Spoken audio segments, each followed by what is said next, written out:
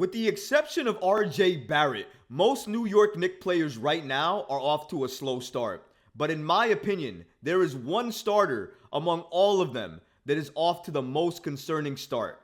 And that's Quentin Grimes. And if you look at what Quentin Grimes is doing with the starters, he looks less confident.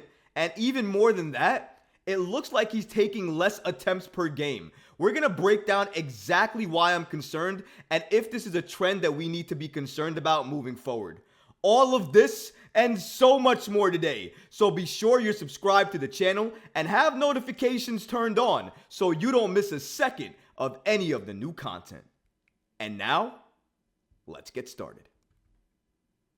Quentin Grimes is off to a very concerning start. Now, coming into the season, we saw all the workout videos. We saw him working out with JJ Redick. We heard all the praise coming into this season. So in my opinion, I had a lot of high hopes for Grimes coming into the season. I thought he was going to be more aggressive. I thought his shot was going to fall more. I thought he was going to be somebody that the Knicks could count on for that three-point shot, as well as that stellar defense. Now, defensively, he's still bringing it, and he's still guarding the best player on the opposing team. I'll give him that. But offensively, he looks bad. And I'm not only saying that. I think he looks worse in terms of the amount of touches that he's getting this season than last season. Let's take a look at this particular stat here. Shout out to Posting and Toasting for giving us the following information. Currently, Grimes is averaging the least field goal attempts per 36 minutes in his career, has the lowest usage rate of his career, and is currently just 8th on the team in touches per game at just 28.1. That is outstanding in the worst way. Coming into this season, I thought Quentin Grimes was going to get more touches. I thought he was going to be an even more lethal lockdown defender and an even more lethal three-point shooter. Because last season, he was one of the better three-point shooters for the Knicks. So you thought he was going to take a step forward in that regard. And honestly, I just don't see it this season. Defensively, he's always going to have it. That's his bread and butter. That's what he's been in the league with. That's what Tom Thibodeau drafted him for, more or less. So I expected that from him. And I expected a high level given what we saw last season. But the offense, I need to see more consistent offense. We don't use Mitchell Robinson enough. So it's already 4-on-5 going up court. If you take away Quentin Grimes and you don't make him an impactful player on offense for the Knicks, then it's basically 3-on-5. And if that's the case, teams are going to know who to guard, who to hone in on, and who to focus their attention on. And that means the other players are going to have to act and make shots. And if they're not making shots, the Knicks are going to falter in those games. And I think you saw that to a degree starting off these couple of games to the season. Because even in that Boston game, to an extent to that Cleveland game, when they were hounding Jalen Brunson and Julius Randle, and they really couldn't do anything against those guys. And then RJ Barrett, who was doing his thing, but really couldn't do it alone. You needed somebody else to take charge. And the Knicks didn't have anybody else to go to when Brunson and Randle didn't have it. And you thought that Quentin Grimes could be that player to step up and make that statement, to make that statement game that we've been waiting for to start the season. But it feels like we're still waiting for him to arrive, and he still hasn't arrived.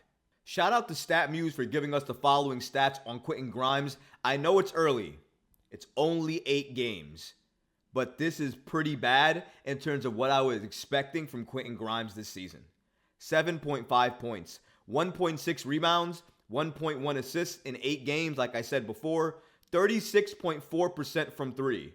Honestly, that's not much better than he shot last season. I think he was 38% last year. So if anything, he's shooting a little bit less and worse this season from 3. Again, it's early on, but it's something to note.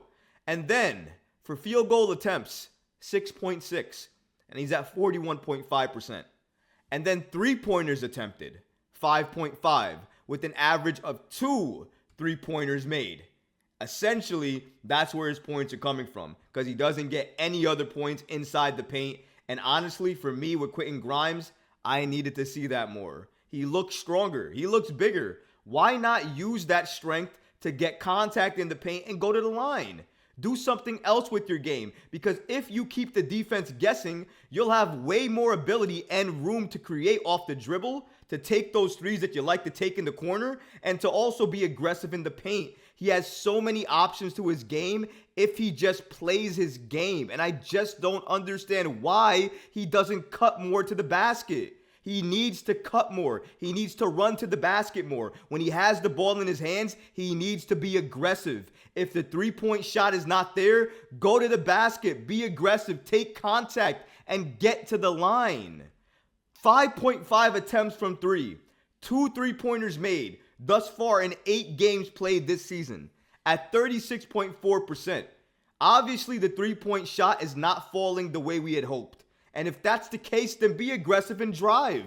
Do more with your game, because if you do that, you'll create more room for yourself, because defenses will have to respect you and respect that first step. And because of that, you'll have more space to create that three-point shot you'll want to take. I think it will only help Quentin Grimes to go to the basket, be aggressive, and drive. But here's the thing. With the starters, how many attempts is he really going to get? Jalen Brunson, RJ Barrett, Julius Randle. That's the top 3 right there. Those are the 3 that's going to get the most attempts on the Knicks. You can make the argument that Mitchell Robinson deserves more attempts. He should be treated as more of a lob threat with this Knicks team, because that would open up things in the paint for the big 3 in Brunson, Randle, and Barrett. And if they did the same thing with Grimes, the same thing would happen. They need to do that more. They need to pass more, and they need to play make more. And if they're not willing to do that, and honestly, it doesn't look like they're willing to do that, then I have a solution. And I've been saying it since last year. Go back and check. I got records and videos of it. Immanuel Quickley should start for this Knicks team. I know what you're saying already in the comments. No, why would we do that, Troy? He's our bench. He's basically our bench. We're losing our bench. Well, here's the thing. I think Quentin Grimes, if given the opportunity, would thrive off the bench. If he was given the Quickley effect, he would absolutely thrive. And he might give you the same spark that Quickley is giving you, because he would be more confident and comfortable with the ball in his hands. No starters on the floor, maybe besides Randle and or RJ, because Tom Thibodeau does like to keep one of them out there with the reserves. We have seen him do that for the last 8 games. And I don't mind it, because a lot of it has led to competitive basketball and winning. So I don't mind that at all, especially when RJ Barrett's in there, because I think he looks like the leader among that group, and I love to see it. Why couldn't Quentin Grimes adopt a similar role to RJ Barrett? Why couldn't he do something similar? Why couldn't he be the next go-to right after RJ? I would love to see that. And by the way, Immanuel Quickley, he would not be the guy to be stuck in the corner. We've seen Tom Thibodeau play Jalen Brunson and Immanuel Quickley in the backcourt. And you know what we've seen?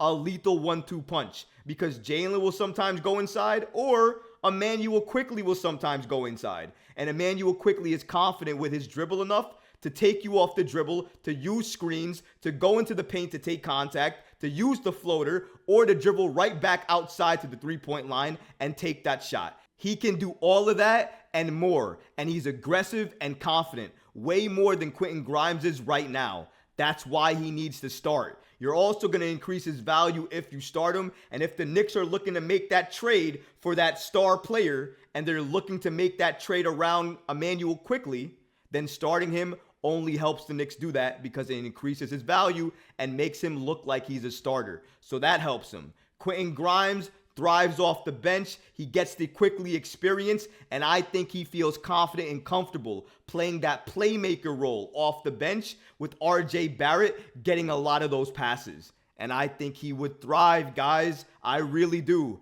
But what about you guys? Let me know in the comments. Do you think that Immanuel Quickley should start at this point in time, given from what we're seeing from Quentin Grimes? And should Quentin Grimes come off the bench? Or do you not want to mess up the chemistry that the Knicks have right now with the starting unit and the bench unit? Let me know in the comments, guys, because honestly, I would love to hear from you. But that's going to do it for this episode. I hope you enjoyed it. And if you did, go ahead and smash that like button, leave a comment below. And of course, guys, please subscribe to the channel. Until next time, Knicks fans. Peace.